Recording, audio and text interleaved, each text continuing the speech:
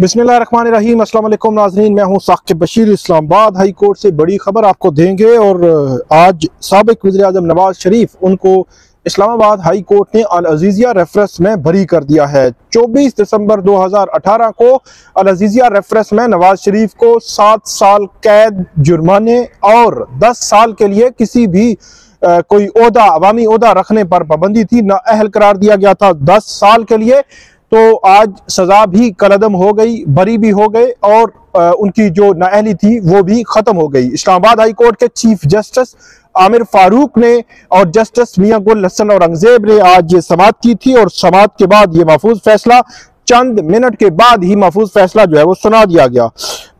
आज की जो समाअत थी उसका अहवाल आपके सामने रखेंगे। क्यों नवाज शरीफ को बरी किया गया, क्या वजूहात थी और नैब का किरदार इसमें क्या था, और आज की जो समाअत थी उसमें गैर मामूली जो सूरत हाल सामने आई वो क्या थी। सबसे पहले मैं आपको बताऊं कि आज जब समाअत शुरू हुई तकरीबन 2:15 बजे ये समाअत शुरू हुई और इस वक्त 4:45 बज चुके हैं जब ये हम वीडियो कर रहे हैं। इससे तकरीबन 15 मिनट पहले ये मामला खत्म हुआ है। 4:30 तक ये समाअत जारी रही। तो आज 2:45 तकरीबन 2:15 बजे समाअत शुरू हुई, 4:30 तक 2.25 घंटे का आज ये पीरियड था। इस केस में सबसे इंपॉर्टेंट जो मामला है मेरी नजर में वो ये है कि 7 दिसंबर को एक आर्गुमेंट्स हुए थे। जो अमजद परवेज हैं उन्होंने अपने दलाइल जो है वो अदालत के सामने रखे थे और उसके बाद आज इस केस की समाअत जो है वो हुई है। तो 2 समाअतों में ही ये मामला निमट गया है। जो चला था 1 जनवरी 2019 से आज तक जो मामला जो है वो निमट गया है। इस केस में आज जो कुछ हुआ है उसके जो दलाइल हुए, जो आर्गुमेंट्स हुए, जो अमजद परवेज ने क्या कहा, इसके अलावा नैब प्रोसिक्यूटर ने क्या कहा और कोर्ट में क्या हुआ, ये सारे मैं दलाइल आपके सामने रखूंगा। इस वक्त जो अमजद परवेज जब आज जैसे ही समाअत शुरू हुई तो उन्होंने कहा कि 2 मिनट मैं लूंगा अदालत के। उसके बाद उन्होंने कहा कि अदालत ने इस्तफसार किया कि क्या जेर कफालत होने के हवाले से कोई सबूत जो है वो पेश नहीं किया गया कि जो उनके बच्चे हैं नवाज शरीफ के जेर कफालत थे। तो उन्होंने कहा कि नैब के मरकजी गवाह वाजिद जिया ने माना कि वो कोई एक सबूत भी इकट्ठा नहीं कर सके। जिसके बाद चीफ जस्टिस ने कहा कि नैब ने कोई सबूत दिया कि अपील कुनिंदा के जेर कफालत कौन थे। तो अमजद परवेज ने कहा बेनामी की तारीफ से मुतल्लिक मुख्तलिफ अदालती जो है वो नजीरें मौजूद हैं और उन्होंने कहा कि हमने ट्रायल कोर्ट के सामने भी इतराजात उठाए थे। अदालत ने कहा कि क्या नैब ने नवाज शरीफ के जेर कफालत अफराद से मुतल्लिक कुछ साबित किया। तो अमजद परवेज ने कहा कि नैब के वो इतराफ किया कि ऐसी जेर कफालत होने के हवाले से कोई शवाहिद जो है वो मौजूद नहीं है। उसके बाद अदालत ने इस्तफसार किया किस मटीरियल की बुनियाद पर कहा गया बारे सबूत मुल्जमान पर मुंतकिल हो चुका।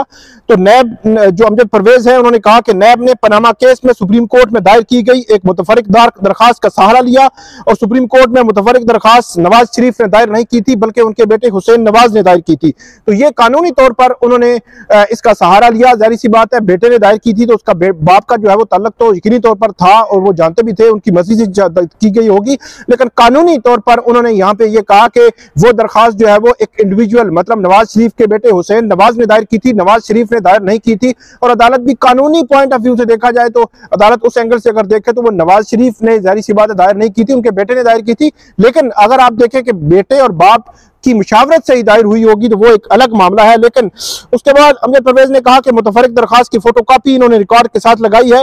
मुतफरिक दरखास्त अदालती रिकॉर्ड का हिस्सा भी नहीं है, कुछ दस्तावेजात मुंसलिक की गई और अदालत ने पूछा क्या दस्तावेजात ओरिजिनल थी। तो उन्होंने कहा वो फोटोकॉपीज थी, उनकी जो है वो गवाह में ट्रायल कोर्ट के सामने भी नहीं आए कि जो फोटोकॉपीज हैं उनके हवाले से जो गवाह हैं वो भी अदालत के सामने नहीं आए। उसके बाद उन्होंने मुतफरिक दरखास्त के हवाले से अदालत को कहा, मुख्तलिफ अदालती नजीरें भी अदालत के सामने रखी और यह कहा कि मुल्ज़िम को अपनी मासूमियत साबित करने के लिए मजबूर नहीं किया जा सकता। और उन्होंने यह भी कहा कि अल अज़ीज़िया और हिल मेटल केसेस में नवाज शरीफ के खिलाफ कोई सबूत नहीं। बेनामी के हवाले से कवानीन की पेपर बुक मैंने आपको दे दी है। मैं इस जो है वो नहीं जाता इस मामले पर कि सुप्रीम कोर्ट रेफरेंस दायर कर सकती थी या नहीं कर सकती थी। उसके बाद उन्होंने अदालत से नवाज शरीफ को बरी करने की इस्तदा की। नैब प्रोसिक्यूटर रोस्टरम पे आए, उन्होंने बोलना शुरू किया। अदालत को जो केस के जो बैकग्राउंड था वो बताया कि सुप्रीम कोर्ट ने 28 जुलाई के फैसले में रेफरेंस दायर करने की अपील जो है वो हदायत की थी। नैब ने अपनी तफ्तीश की, असासाजात केस तफ्तीश के 2-3 तरीके हुए होते हैं। हमने शवाहिद इकट्ठे किए, वो रिकॉर्ड का हिस्सा हैं। इसमें 161 के बयानात भी हैं। नए प्रोसिक्यूटर जो है वो नवाज शरीफ पर आयद की गई फर्द जुर्म के हिस्से भी उन्होंने पढ़े अदालत के सामने। तो नैब के प्रोसिक्यूटर जो है वो बता रहे थे अदालत को कि 161 के बयानात भी हैं, सब कुछ उन्होंने बताया। तो अदालत ने उनसे पूछा कि बुनियादी तौर पर इस केस में अल अजीजिया और हिल मेटल के इल्जामात हैं। अल अजीजिया में पहले बताएं कि कितने पैसे भेजे गए बैरून मुल्क पाकिस्तान से और कैसे भेजे गए, कब फैक्ट्री लगी। बुनियादी सवाल अदालत ने उनके सामने रखे और यह भी कहा उसमें अदालत को बताया गया कि सबूत में दस्तावेज उनकी अपनी है।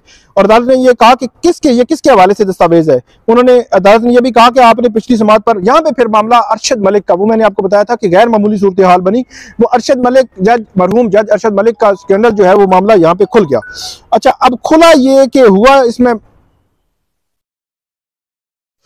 तो इसमें उनकी जानिब से फिर दोबारा से ये कहा गया अदालत के सामने कि अदालत जो जज वीडियो स्कैंडल वाला मामला है तो उस पर थोड़ा सा मामला खुल गया और यहाँ पे जो जिस मियां गुल हसन और रंगजेब हैं उनके रिमार्क्स भी आए, लेकिन नायब प्रोसिक्यूटर ने दोबारा से सजा कर दी कि आप इस तरह करें, इसको कलअदम करार दें और नैब को एहतसाब अदालत को भेज दें।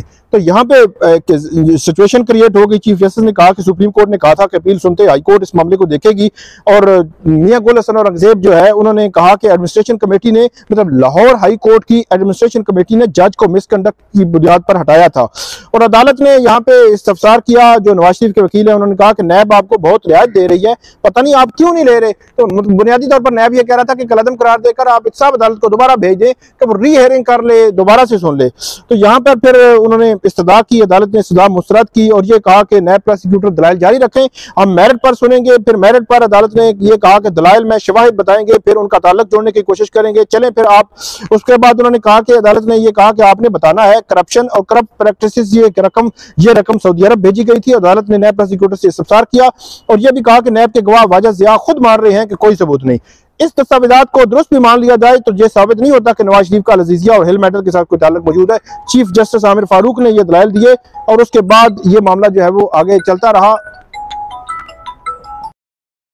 तो यहां पर नैब प्रोसिक्यूटर ने यह मान लिया अदालत के सामने कि जितने भी उन्होंने जो रिकॉर्ड पे हम चीजें लाई थी वो सारी जो है वो फोटोकॉपीज थी। तो ये फोटोकॉपीज गैर मामूली सिचुएशन थी कि नैब ने मान लिया कि जितने भी रिकॉर्ड हमने लगाया है उसमें अक्सर फोटोकॉपीज थी। फिर अदालत ने कहा कि वाजिद ज़िया भी कह रहे हैं कि कोई सबूत नहीं मिला, फिर जो रिकॉर्ड पे कुछ नहीं है। फिर उन्होंने कहा कि आप बताएं, नैब ने कहा कि हमारा एनालिसिस की बुनियाद, वाजिद ज़िया और जेएटी के एनालिसिस की बुनियाद पर हमारा सारा सबूत है। तो फिर अदालत ने पूछा कि और कोई चीज है तो बता दें। उसके बाद अदालत ने यह फैसला महफूज किया, जो फैसला चंद मिनट के बाद ही सुनाया गया। जस्टिस मियां गुल हसन और रंगजेब और चीफ जस्टिस आमिर फारूक ने यह फैसला महफूज किया। चंद मिनट ये फैसला महफूज रहा। फिर जो अदालती एहलकार हैं वो कमरे अदालत में आए, उन्होंने कहा आपकी अपील अलाउ की जाती है, मतलब नवाज शरीफ की अपील मंजूर की जाती है, नवाज शरीफ को बरी किया जाता है, एहतसाब अदालत का फैसला कलअदम करार दिया जाता है, उनकी नाअहली खत्म की जाती है। तो ये थी आज की नवाज शरीफ की बरीयत के हवाले से अहम प्रोसीडिंग, अहम मामलात और नैब ने क्या किरदार अदा किया और गैर मामूली सूरत हाल क्या थी। उम्मीद है आपको ये पसंद आएगी। इस पर फीडबैक जरूर दीजिएगा। अल्लाह हाफिज।